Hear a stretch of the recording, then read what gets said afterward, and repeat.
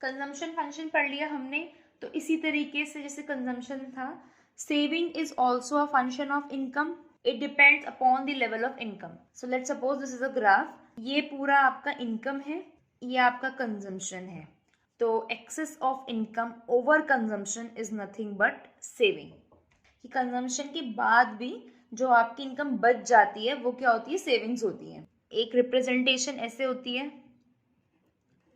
जहाँ पे y क्या है, इनकम है, which is again our independent variable, and savings is our dependent variable because saving dependent है इनकम पर.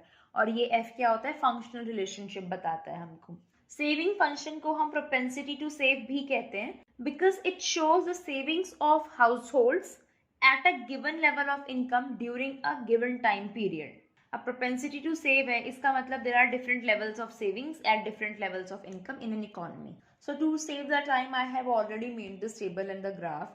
So यहाँ पे एक table है, various income level show कर रही है, corresponding consumption और savings है. हमें बहुत सिंपल सी चीज पता है कि y is c plus s. तो in any case अगर आपके पास y है, c है, but you don't know s, so it's easy to find, it's just y minus c. so सबसे पहले देख लेते हैं स्लोप क्या होती है सेविंग कर्व की. आपके पास एक MPS भी होगा which is change in s upon change in y, and APC भी होगा which is savings upon y, मतलब ratio between the savings and income. तो बेसिकली ये क्या बता रहा है कि एक पर्टिकुलर लेवल ऑफ इनकम पे आप कितना सेव कर रहे हो, और ये बता रहा है कि जब आपकी इनकम चेंज हो रही है तो इनकम के चेंज होने से आपकी सेविंग्स कितने से चेंज हो रही हैं. अगेन वही स्लोप क्या होती है, change in S upon change in Y, which is nothing but change in Y axis, जो वाई एक्सिस में चेंज हो रहा है, upon change in X axis. So I hope you guys know this thing.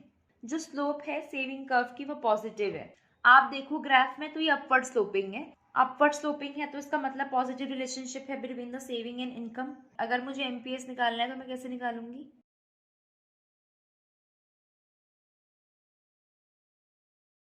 मेरा MPS आ गया 0.2. Again very important thing which is, यहाँ तक आपका जो कंजम्पशन है it is greater then income, तो आपकी सेविंग्स नेगेटिव आ रहे हैं. इस पर्टिकुलर पोर्शन में ये दोनों बराबर हैं, दिस इज इक्वल, सी और वाई इक्वल है, तो सेविंग्स 0 आ रही हैं. यहाँ पे your income is greater than consumption, तो सेविंग्स पॉजिटिव आ रही है. यहाँ पे देखो the starting point of saving curve.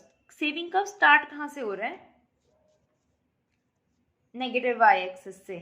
So it indicates that there is negative saving which is equal to autonomous consumption.